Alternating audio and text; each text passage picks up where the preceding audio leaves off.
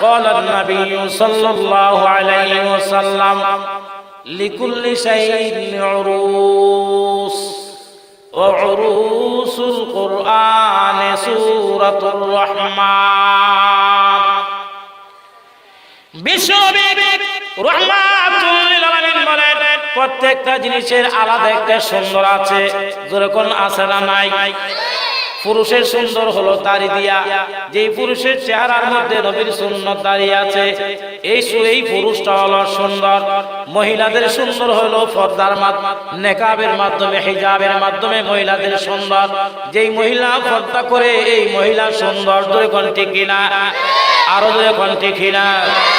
পুকুরের সুন্দর মাছ, পুকুরের সুন্দর পানি, যেই পুকুরের মধ্যে পানি আছে এই পুকুরটা সুন্দর। এলাকা সুন্দর হলো মসজিদ মাদ্রাসা দিয়া, যে এলাকায় মসজিদ মাদ্রাসা বেশি আছে এই এলাকা সুন্দর। আরো ধরে কোন ঠিক না? মাহফিল সুন্দর হইল শ্রোতা দিয়া, জনগণ দিয়া, যে মাহফিলের মধ্যে হাজার হাজার মানুষ থেকে এই মাহফিলটা সুন্দর। ধরে কোন ঠিক না? ভদ্রভাবে আল্লাহ রাব্বুল আলামিন 30 পারা কোরআনকে আল্লাহ সৌন্দর্য বানাইছেন, সৌন্দর্য করেছেন সূরাতুর রহমান দিয়া। জোরে কোন না সুবহানাল্লাহ। নবীজি বলেন লিকুল্লি শাইইন উরুস ওয়া উরুসুল কুরআন সূরাতুর রহমান। 30 পারা কোরআন, 30 পারা কোরআনকে আমি আল্লাহ সৌন্দর্য বানাইলাম, সৌন্দর্য করলাম সূরাতুর রহমান দিয়া। এক নাম্বার বৈশিষ্ট্য সূরাতুর রহমানের, এক নাম্বার বৈশিষ্ট্য। নাম্বার 2 নাম্বার বৈশিষ্ট্য হলো এই সূরাটাকেও যদি নিয়মিত তিলাওয়াত করে, চিৎকার দিয়ে বলেন কি করে? কথা কয় না, কি করে? আমি না আগে বলছি আমার আলোচনা হলো ক্লাস সিস্টেম, মনোযোগ সহকারে শুনবেন, মুখস্থ করে করে যেতে পারবেন। এই সূরাটা যদি কেউ নিয়মিত তিলাওয়াত করে, নবীজি বলেন তার চেহারাকে আল্লাহ পূর্ণিমার চাঁদের চাইতে সুন্দর বানায়া দেয়। আরো জোরে কন্যা সুবহানাল্লাহ। বন্ধুরা আমার, কোন গর্ভবতী মহিলা যদি, ও মা বোনেরা একটু আমলের নিয়তে শুনবা, আমলের নিয়তে শুনবা। কোন গর্ভবতী মহিলা যদি পেটের মধ্যে বাচ্চা নিয়ে এই সূরাটা নিয়মিত তিলাওয়াত করে, নবীজি বলেন এই গর্ভবতী মহিলার পেটের মধ্যে যে বাচ্চা আছে এই বাচ্চার চেহারা সুন্দর হয়। ব্যবহার করতে হবে না, আর শুরু পাউডার কাতরা ব্যবহার করতে হবে না। নিয়মিত যদি আপনি সূরাতুর রহমান তিলাওয়াত করেন, আপনার চেহারার মধ্যে আল্লাহ একটা নূর পয়দা করে দিবেন। অনেক কালো মানুষ আছে, অনেক কালো মানুষ, চামড়াটা কালো, কিন্তু তার চেহারা দিয়ে তাকাইলে আর সব ফিরানো যায় না। মনে চাই তাকায়া থাকতে, মনে চাই তাকায়া থাকতে, কিন্তু মানুষটা কালো। কালো মানুষ এত সুন্দর কেন হইল? এই মানুষটা নিয়মিত সূরাতুর রহমান তিলাওয়াত করে। এই মানুষটা নিয়মিত সূরাতুর রহমান আর রহমান সূরা তিলাওয়াত করে। আর রহমান সূরা নিয়মিত তিলাওয়াত করার কারণে আল্লাহ এই মানুষটার চেহারার মধ্যে এমন একটা নূর পয়দা করে দিয়েছে, মানুষ তাকায় কিন্তু মানুষ আর চোখ ফিরাইতে পারে না, তার দিকেই তাকায় থাকে সুন্দর।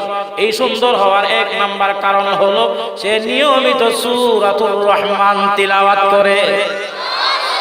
আর জোরে কয় না সুবহানাল্লাহ। এটা কয় নাম্বার বৈশিষ্ট্য বললাম? জোরে কয় না কয় নাম্বার? 2 নাম্বার বৈশিষ্ট্য বললাম। 3 নাম্বার হলো এই সূরার মধ্যে একটা আয়াত আছে, একটা আয়াত, কিন্তু আল্লাহ বলেছেন 33 বার বলেছেন একটা আয়াত, কিন্তু আল্লাহ বারবার বলছেন, একবার বলেন নাই, 2 বার বলেন নাই, আল্লাহ 33 বার এই আয়াতটা এই সূরার মধ্যে তিলাওয়াত করেছেন। 33 বার এই সূরার মধ্যে আয়াতটা আছে। এই আয়াতটা কি? আল্লাহ বলেন ফাবি আইয়ি আলাহি রাব্বিকুমা তুকাযিবান। আছে না নাই? কথা কয় না, আছে না নাই? তাহলে এই সূরার মধ্যে একটা আয়াতকে আল্লাহ 33 বার কেন বললেন? একটা আয়াতকে আল্লাহ 33 বার কেন বললেন? বলার কারণটা কি? একবার বললেই তো হইতো, বা দুইবার বললে হইতো, তিনবার বললে হইতো, একাধিকবার 33 বার এই আয়াতটা কেন বললেন? এই আয়াতে আল্লাহ কি বলেন? ফাবি আইয়ি আলা রাব্বিকুমা তুকাযিবান। আল্লাহ রাব্বুল আলামিন বলেন, হে দুনিয়ার বান্দা এবং বান্দীরা, তোরা আমার কোন নিয়ামত অস্বীকার করবে? আল্লাহ প্রশ্নবোধক দিয়া আল্লাহ বলেন যে তোরা আমি আল্লাহর কোন নিয়ামত অস্বীকার করবে? আপনারা কি মনে করেন আমরা কি আল্লাহর ছোট একটা নিয়ামত কি অস্বীকার করতে পারবো? কথা কয় না পারবো? তাহলে আল্লাহর নিয়ামত কি অস্বীকার করবে? তোদেরকে আল্লাহর নিয়ামত তো অস্বীকার করার কোনো সুযোগ নাই। আল্লাহর নিয়ামত অস্বীকার করার সুযোগ নাই। আল্লাহ তাআলা এই একটা আয়াতকে সূরাতুর রহমানের একটা আয়াতকে আল্লাহ 33 বার কেন বললেন? মুফাসসিরিনে কেরাম কয়েকটা ব্যাখ্যা করছেন। তার মধ্যে একটা ব্যাখ্যা হলো যে আল্লাহ তাআলা একটা আয়াতকে 33 বার বলে আল্লাহ আমাদেরকে একটা দমক দিয়েছেন, আল্লাহ অসন্তুষ্টি প্রকাশ করেছেন। চিৎকার দিয়ে বলেন ঠিক কি না? এই ওয়াজ শুনতে আইছো? লা ইলাহা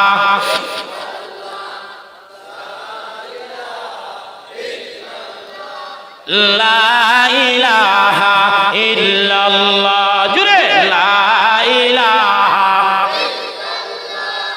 লা ইলাহা ইল্লাল্লাহ লা ইলাহা ইল্লাল্লাহ মুহাম্মাদুর রাসূলুল্লাহ সাল্লাল্লাহু আলাইহি ওয়াসাল্লাম। বন্ধুরা আমার, আমরা তো অনেকে আল্লাহর নিয়ামতকে অস্বীকার করি, আল্লাহর নিয়ামত ভোগ করি, কিন্তু আল্লাহর নাফরমানিও করি।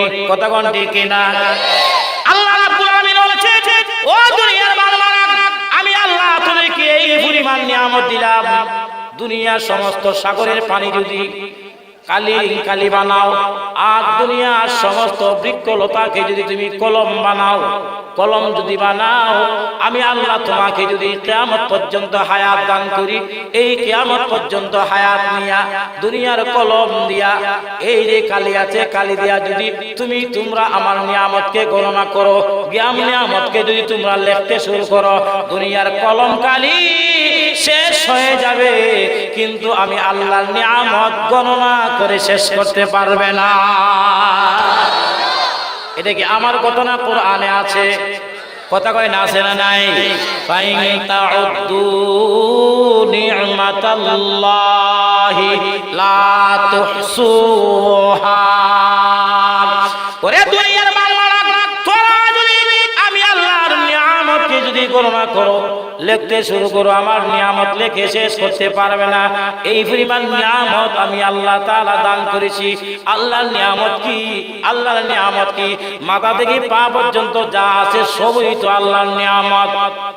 কথা কোন ঠিক না? চোখ দেখা সেটা কার নিয়ামত? কথা কয় না কার নিয়ামত?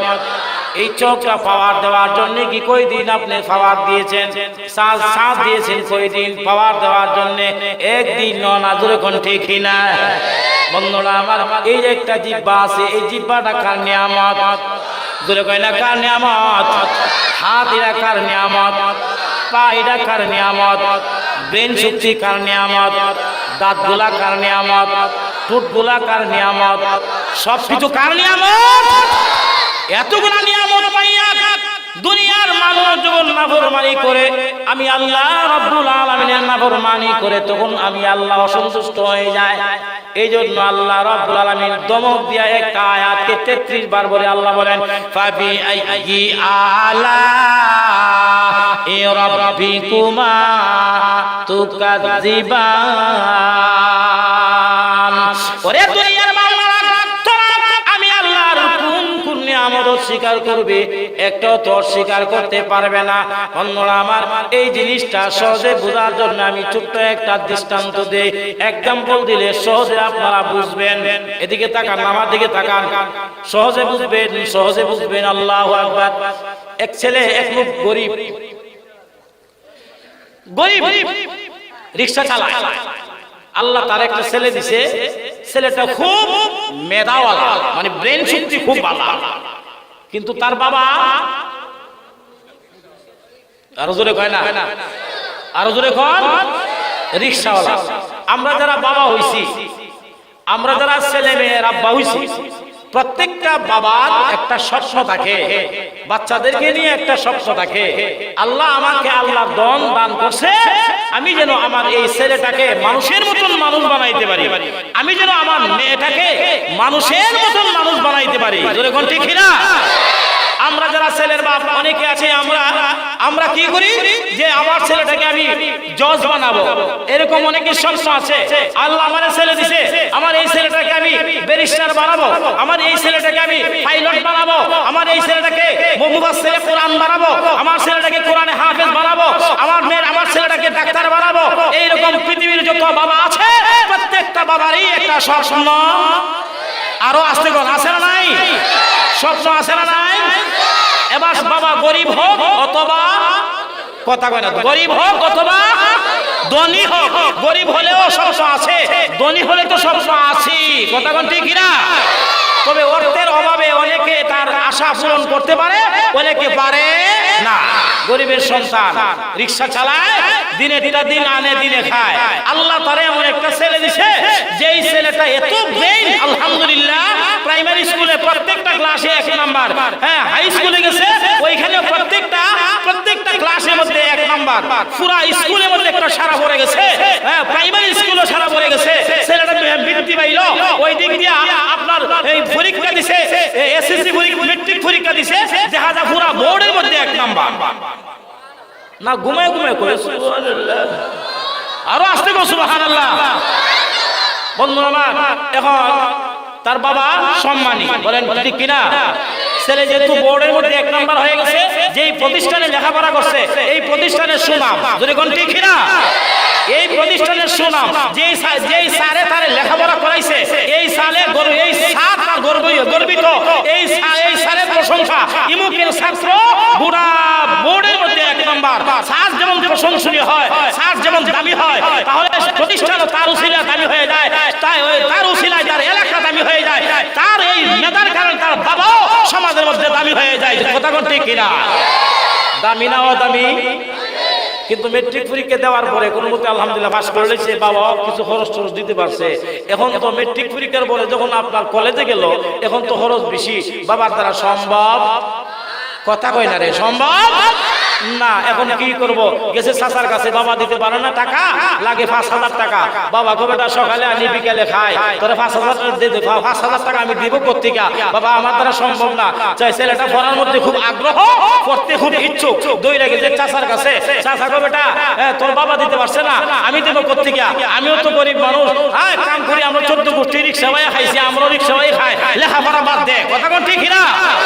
চাচাও এরকম শব্দ বলার পরে ছেলেটা নিরুপায় হয়ে গেল। পড়তে মনে চায়, পুরা এলাকাতে বোর্ডের মধ্যে 1 নাম্বার হয়ে গেছে, কিন্তু টাকার অভাবে, কথা কয় না, টাকার অভাবে পড়তে পারে না। কেমনে সুইনা লাইছে? তার এলাকারই এক লোক, তাকে আমেরিকা, কোটি কোটি টাকার মালিক, সে সুইনা বানাইছে। নসরুদ্দিন ফুলা পুরা বোর্ডের মধ্যে 1 নাম্বার, সে তো রিক্সা চালায়। এখন টাকার অভাবে এই ছেলেটা লেখাপড়া বাদ দিয়ে দিতেছে।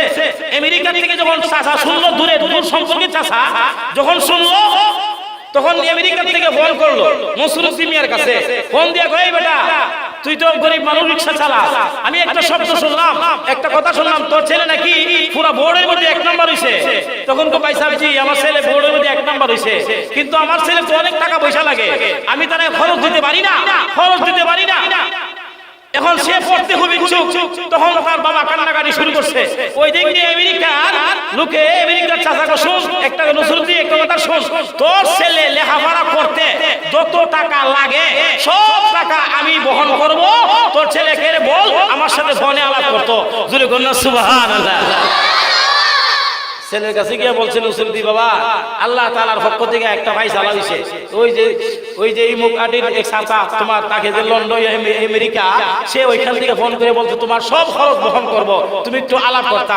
আলাপ করার পরে তখন বলছে এক কাজ করো, তোমার কত টাকা লাগে? ভর্তি হইতে 5,000 লাগে। আর কি লাগে?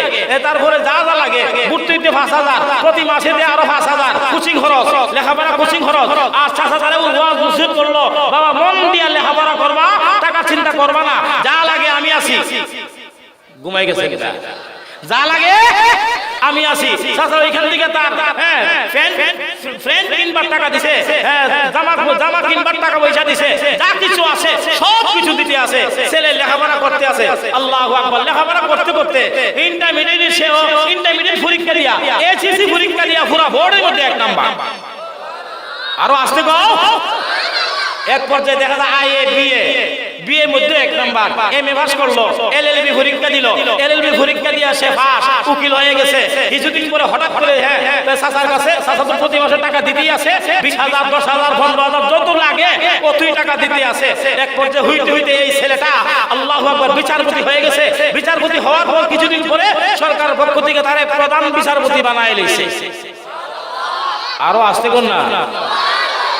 তাহলে আমাদের বানিয়াচঙ্গের কোন ছেলে যদি বাংলাদেশের প্রধান বিচারপতি হয়, তাহলে আমরা গর্বিত। কথা কোন ঠিক না? আমরা অন্য এলাকায় গিয়ে পরিচয় দিব, এই বেটা আমার ছিল, আমার বাড়ি বানিয়াচং, আর বাংলাদেশের যে প্রধান বিচারপতি এই লোকের বাড়িও বানিয়াচং, তাহলে ওই লোকের কারণে আমার বানিয়াচং সম্মানী হয়ে গেল। জোরে কোন ঠিক না? এই লোকের কারণে আমার বানিয়াচং যেমন সম্মানী হয়ে গেল, এই ছেলের কারণে ওই লোকটা তখন যখন দেখলো, শুনলো, আমেরিকা থেকে শুনলো যে ইমুকের ছেলে ইমুক সে বাংলাদেশের প্রধান বিচারপতি হয়ে গেছে, তখন আমেরিকা চাচাওয়ালা কো যে আমার টাকা পয়সা যা খরচ করছি আল্লাহর মেহেরবানিতে সবগুলা কাজে লাগছে। কেউ ঘুমাই গেছে না? আরো জোরে কোন ঠিক না? সব কি লাগছে? কথা কও, সব কি লাগছে? কাজে লাগছে। তাহলে এই আমেরিকার চাচাওয়ালা সে গর্বিত। জোরে কোন ঠিক না? যে আমার অর্থ সম্পদের মাধ্যমে একটা গরিবের সন্তানকে আমি মানুষ করতে পারছি, মানুষের মতন মানুষ করতে পারছি, এই জন্য আমি গর্বিত, তার বাবাও গর্বিত। আল্লাহু আকবার। ছেলেও দামি হয়ে গেল, এলাকা দামি হয়ে গেল, সবকিছু হয়ে গেল। এক পর্যায়ে করছে কি চাচা আমেরিকার থেকে ফোন দিয়া বাতিজারে কয়, বাতিজা একটা কাজ কর, তুই তো এই কাগজপত্র সম্পর্কে ভালোই বুঝোস, তুই যেহেতু বিচারপতি, একটা কাজ কর, তোর চাচি আমার কাছে যাবে, গিয়া একটা চাবি আছে, এই চাবিটা লইয়া আমার 2টা আলমিরা আছে, আলমিরার ভিতরে আমার অনেক দলিল পত্র আছে, ওই দিকটা যে বন্ধের যত আছে 200 বিঘা জমি আমার নামে দলিল আছে, আরো অনেক কিছু আছে। তবে বাতিজা শুন, দলিলের মধ্যে সূরাতুর রহমান সূরাটা আল্লাহ তাআলা সমস্ত বেহেশতীদেরকে দারুস সালাম নামক জান্নাতের মধ্যে আল্লাহ তার নিজের কুদরতি জবানে সমস্ত বেহেশতীদেরকে আল্লাহ তিলাওয়াত করে শোনাইবেন। আরো আসতে বলুন সুবহানাল্লাহ। জান্নাত মুমিন মুসলমানের পরকালের শান্তির জন্য আল্লাহ জান্নাত বানায় রাখছেন, বেহেশত বানায় রাখছেন। বেহেশত হইল আপনার ফার্সি ভাষা, আর জান্নাত হইল কোরআনের ভাষা। বন্ধুরা আমার এদিকে তাকান, জান্নাত কয়টা? না ঘুমায় দেখো, জান্নাত কয়টা? আরো জোরে কোন কয়টা? 7টা না 8টা? ময়মনসিংহে ছিলাম ওয়াজ করার জন্য, আমার সামনে মানুষ না হলেও 50,000 মানুষ হইব। জান্নাতের আলোচনা করতে গিয়ে এক পর্যায়ে বললাম জান্নাত কয়টা? এক যুবক ফলদা দাঁড়ায় হুজুর 135টা।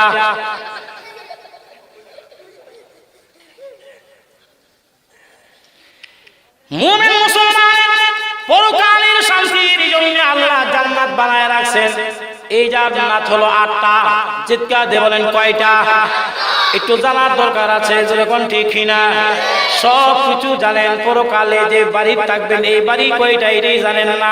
এর চাইতে পুরা কপালওয়ালা আর হইতে পারে না। কথা কোন ঠিক কিনা? দুঃখের বিষয়, আমি যদি একটা যুবক রেফাল দিয়া দাঁড়ায় যুবকরে বলি এই যুবক দ্বারা বলতো দেখি বাংলাদেশের নায়ক নায়িকার নাম, হে আমার উল্টা প্রশ্ন করবো হুজুর শুধু কি বাংলাদেশেরটা বলবো না ইন্ডিয়া সহ? কথা কোন ঠিক না? ইন্ডিয়া বলবো, এরপরে হুজুর ইন্ডিয়া না পাকিস্তানও পারি? পাকিস্তানেরটাও পারে, কিন্তু দুঃখের বিষয় মুমিন মুসলমান পরকালে শান্তির জন্য যে আল্লাহ বাড়ি বানায়া রাখছে, এই বাড়ি কয়টা এটা বলতে পারে না। বড় দুঃখের বিষয়, এগুলা জানার দরকার। আল্লাহ রাব্বুল আলামিন দারুস সালাম নামক জান্নাত, এই জান্নাতের মধ্যে প্রত্যেকটা মানুষের নামে এক একটা করে প্লট আছে। আমার নামে একটা প্লট আছে, উনার নামে একটা প্লট আছে, এই বাচ্চার নামে একটা প্লট আছে, এমনকি মুরাজ্জার নামে একটা প্লট আছে। কথা কোন ঠিক কিনা? এই প্লটটা কি, এই প্লটটা কি রকম, এই প্লটটা কত বড়, এই প্লটটা কত বড়, এই প্লটটা তাহলে হুজুর জান্নাত দারুস সালাম নামক জান্নাতে কোনো মাটি নাই, কোনো কিছুই নাই, কোনো কিছুই নাই। তাহলে প্লটের মধ্যে আমি কিভাবে যাব, কিভাবে যাব, থাকবো কিভাবে? আমরা যদি দুনিয়াতে কোনো প্লটের মালিক হয়, দেখবেন তো এই প্লটটারে কত সুন্দর করে সাজায়। আরে কথা কোন ঠিক কিনা? এই প্লটটা সুন্দর করে সাজায়, কাঠের ফার্নিচার, কত সুন্দর সুন্দর ফার্নিচার দিয়া, আরো কত কিছু দিয়ে এই প্লটটা সুন্দর করে সাজায়। প্রশ্ন করতে পারবেন যে এই প্লটের মধ্যে আমরা কোনো কিছুই নাই, তাহলে আমরা যাবো কোথায়, থাকবো কোথায়? এটা কি জঙ্গলে গিয়া ঘোরাফেরা করতাম নি? আমরা এইভাবে তাফসীর করলে কোনো সময় তাফসীর করায় না। কথা বলছেন, এলোমেলো কোন বক্তা কথা কইতে পারতো না। আমি যে কথা কই, আমার কথা কিন্তু পছন্দ হয় না। আমরা এদিকে তাকান, কেন কি হইছে? এক একটা কথা মিলাইতে গিয়ে আমাদের বহু পরিশ্রম হয়, রাতে রাত চলে যায় তাফসীরগুলো মিলাইতে গিয়া। এটা বাজারি ওয়াজ না যে কতক্ষণ গজল গাইলাম আর কতক্ষণ ওই গান গাইলাম আর জোড়া তালি দিয়ে চলে গেলাম। এক একটা তাফসীর মিলাইতে অনেক কষ্ট হয়। লা ইলাহা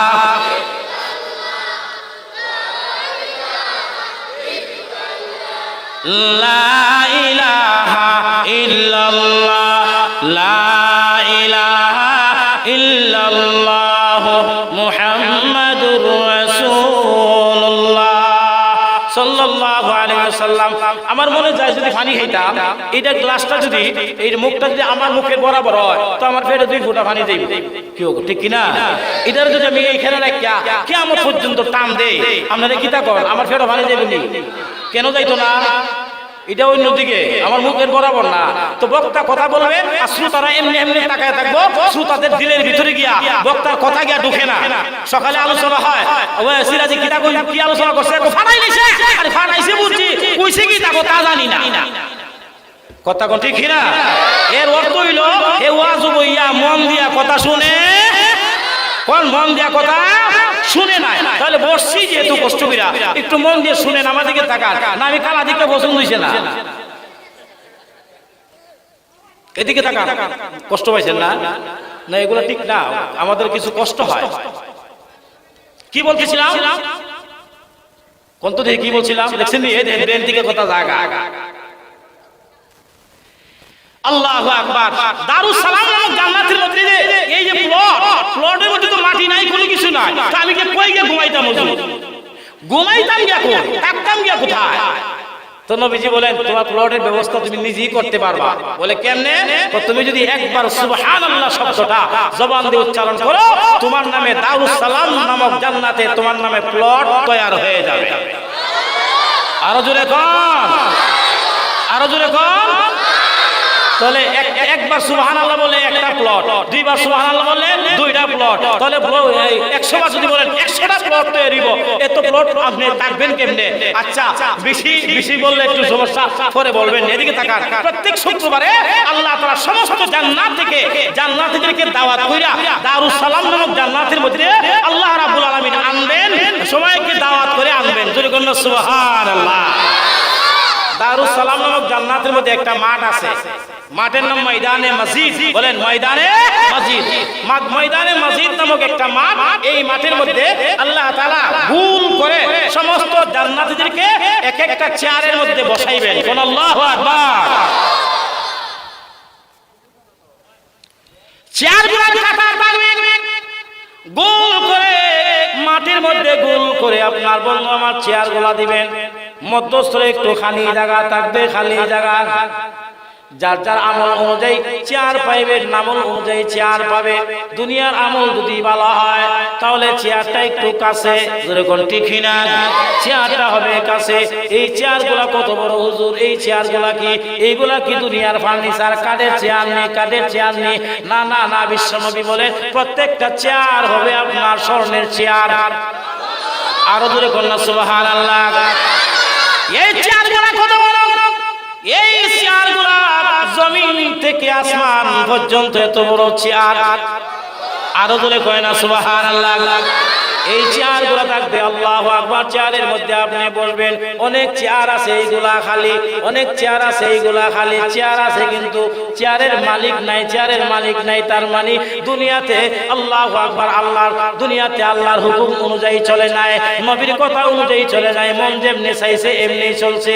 ছিল তার নামে চেয়ার বরাদ্দ, তার নামে প্লটও বরাদ্দ ছিল, কিন্তু সে কামাই করে নিতে পারে নাই, এই জন্য তার চেয়ারগুলা খালি। আল্লাহু আকবার। চেয়ারের মধ্যে বসার পরে আমরা যখন জান্নাতের ভিতরে চেয়ারের মধ্যে বসবো, তখন আল্লাহ রাব্বুল আলামিন কয়েকটা পাখিকে হুকুম করবে, ও জান্নাতি পাখিরা, আমার জান্নাতি মানুষ তারা চেয়ারের মধ্যে বসে, চেয়ারের মধ্যে বসে, এদেরকে একটু সুঘ্রাণ দাও, এদেরকে একটা সুঘ্রাণ দাও। আমরা সবাই কাঁথার বন্দী হয়ে চেয়ারের মধ্যে বসা। এমত অবস্থায় এই মাঠের মধ্যে পাখিরা উঠতে থাকবে, পাখিরা উঠতে থাকবে। এই পাখিগুলার ডানা থেকে মেশকো আম্বরের ঘ্রাণগুলো আমাদের শরীরে আইসা লাগবে। আমার এই চেয়ারগুলা যখন চেয়ারের মধ্যে বসার পরে এক পর্যায়ে আল্লাহ রাব্বুল আলামিন মাঝখানে একটা চেয়ার থাকবে, মাঝখানে একটা চেয়ার। এই চেয়ারটা হলো আরশের মালিক আল্লাহ পাকের চেয়ার। আরো আস্তে কোন সুবহানাল্লাহ। ওয়াসিআ কুরসিয়ুহুস সামাওয়াতি ওয়াল আরদ। আছে না নাই? আয়াতুল কুরসির আয়াতের মধ্যে আছে না নাই? ওয়াসিআ কুরসিয়ুহুস সামাওয়াতি ওয়াল আরদ। এই মাঠের মধ্যে খালি যে জায়গা আছে, খালি জায়গার মধ্যে আল্লাহ পাকের আরশের চেয়ার, আল্লাহ পাকের চেয়ার মানে কুরসি। এটার মধ্যে আল্লাহ পাক বলবেন, বন্ধুরা আমার, আল্লাহু আকবার। এই চেয়ারের মধ্যে বসার পরে এই চেয়ারটা কত বড়, এই চেয়ারটা কত বড়, আল্লাহ নিজেই তাফসীর করে বলেন, ওয়াসিআ কুরসিয়ুহুস সামাওয়াতি ওয়াল আরদ। এবার আপনারা বলেন তো দেখি, আসমান কয়টা? আরো জোরে কোন কয়টা? 7টা। জমিন কয়টা? জোরে কোন না, জমিন কয়টা? 7টা জমিন। আসমান হলো 7টা। এই যে বিশাল জমিন, বিশাল জমিন, একটা জমিন থেকে আর একটা জমিন কিরকম বিশাল, আল্লাহু আকবার। একটা আসমান থেকে আর একটা আসমানের দূরত্ব হলো 500 বছর রাস্তা। এই যে আমরা জমিনের মধ্যে আছি, আমাদের উপরে একটা আসমান আছে, এই আসমানের দূরত্ব হলো 500 বছর রাস্তা। ওই আসমান, দ্বিতীয় আসমান থেকে তৃতীয় আসমানের দূরত্ব 500 বছর রাস্তা। তৃতীয় আসমান থেকে চতুর্থ আসমানের দূরত্ব 500 বছর রাস্তা। বন্ধুরা আমার, চতুর্থ আসমান থেকে পঞ্চম আসমানের দূরত্ব 500 বছর রাস্তা। ষষ্ঠ আসমান থেকে নিয়ে সপ্তম আকাশের দূরত্ব হলো 500 বছর রাস্তা। তদ্রুপভাবে জমিন নেই, বিশাল জমিন, একটা জমিন থেকে আর একটা জমিন হলো 500 বছর রাস্তা। আল্লাহ বলেন, ওয়াসিআ কুরসিয়ুহুস সামাওয়াতি ওয়াল আরদ। 7 আসমান 7 জমিন, তার চাইতে আল্লাহ পাকের আরশের, আল্লাহ পাকের কুরসিটা এর চাইতে আরো বড়। আর আস্তে করে সুবহানাল্লাহ। আল্লাহ পাক, আল্লাহু আকবার। আল্লাহ পাকের কুরসি এত বড় কুরসি আল্লাহ পাকের। আল্লাহ পাক, আল্লাহু আকবার। আল্লাহ পাক এই কুরসির মধ্যে বসবেন আর সমস্ত বেহেশতীদেরকে দাওয়াত করে দারুস সালাম নামক জান্নাতে ময়দানে মসজিদের মধ্যে যে মাঠ, এই মাঠের মধ্যে সবাইকে প্রত্যেক শুক্রবারে আল্লাহ উপস্থিত করবেন। আল্লাহু আকবার। উপস্থিত কইরা উদ্বোধন করব। এখন কি এর পালা? ঘুমাই গেছে। কি এর পালা? উদ্বোধন করতে না মিয়া? হ্যাঁ, উদ্বোধন হইব। এখন উদ্বোধন করতে গিয়ে আমরা তো দুনিয়াতে কোনো কিছু উদ্বোধন করলে আগে গীতা গায়, কোন সমাবেশ হইলে গীতা পাঠ করে, এরপরে আপনার কেউ গানও গায়, এইগুলা দিয়া এগুলো উদ্বোধন হয়। কিন্তু আল্লাহ পাক এটাকে উদ্বোধন করবেন, আল্লাহ পাক দিয়ে উদ্বোধন করবেন কোরআনুল কারীমের তিলাওয়াতের মাধ্যমে আল্লাহ উদ্বোধন করবেন। জোরে বলুন সুবহানাল্লাহ।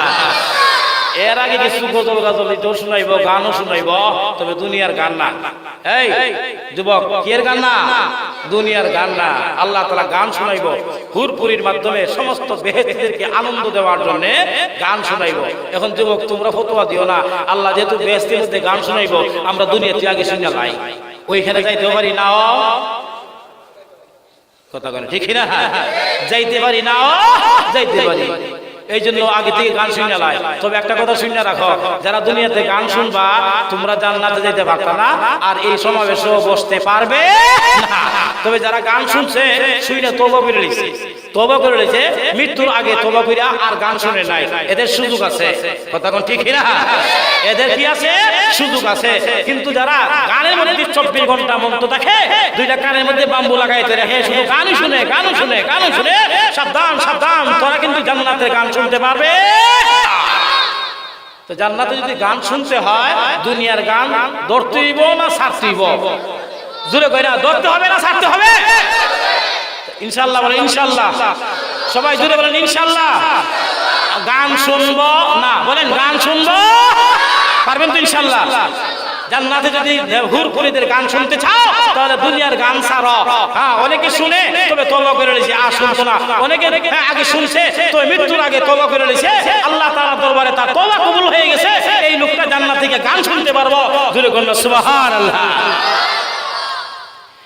এইবার আল্লাহ রাব্বুল আলামিন জান্নাতের ভিতরে মুমিন মুসলমানদেরকে আল্লাহ তিলাওয়াত শোনাইবেন।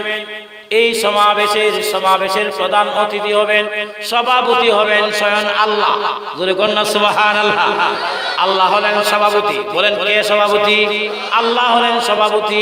আর প্রধান অতিথি হলেন আমাদের নবী, বিশ্ব নবী রাহমাতুল লিল আলামিন, উনি হবেন প্রধান অতিথি। জোরে বলুন সুবহানাল্লাহ। বিশেষ অতিথি হবেন হযরত দাউদ আলাইহিস সালাম। বিশেষ অতিথি হবে দাউদ আলাইহিস সালাম। সমস্ত আম্বিয়া আলাইহিস সালাম ওনারা থাকবেন প্রথম সারির মধ্যে। প্রথম সারির মধ্যে এই যে চেয়ারগুলো আছে, এই চেয়ারগুলোর মধ্যে প্রথম সারির মধ্যে সমস্ত আম্বিয়া আলাইহিস সালাম ওনারা বলবে। এরপর বন্ধুরা আমার সাহাবায়ে কেরাম বলবে, তবে তাবিঈন বলবে। যার আমল যত বালা সে তত কাছে, যার আমল যত বালা সে তত কাছে।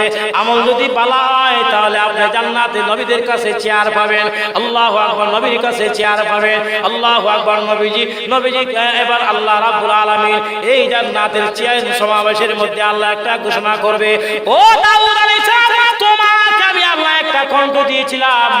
পৃথিবীর মধ্যে আল্লাহ সবচেয়ে সুন্দর কণ্ঠ দিয়েছিলেন দাউদ আলাইহিস সালামকে।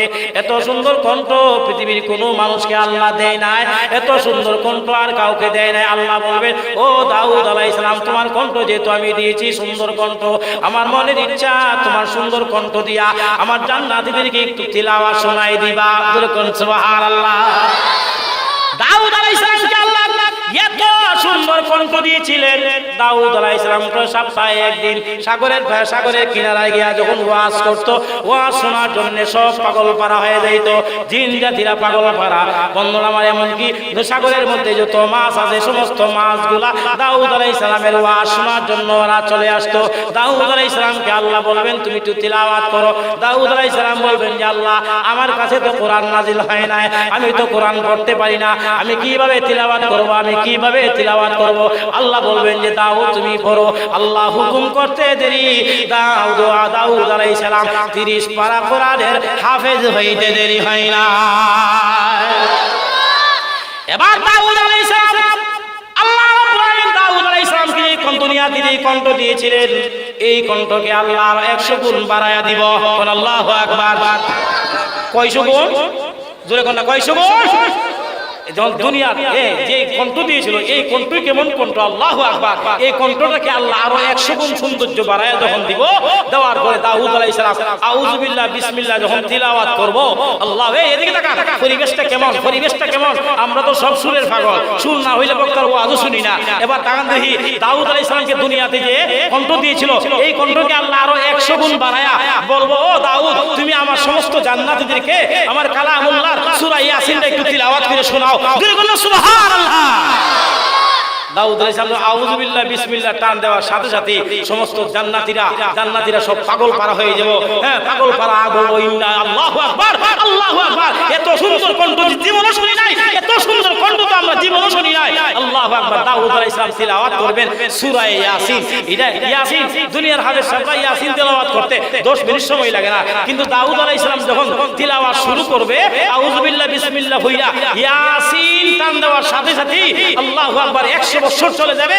হ্যাঁ, জান্নাতীরা টারই হইতো না। জোরে বলুন আল্লাহু আকবার।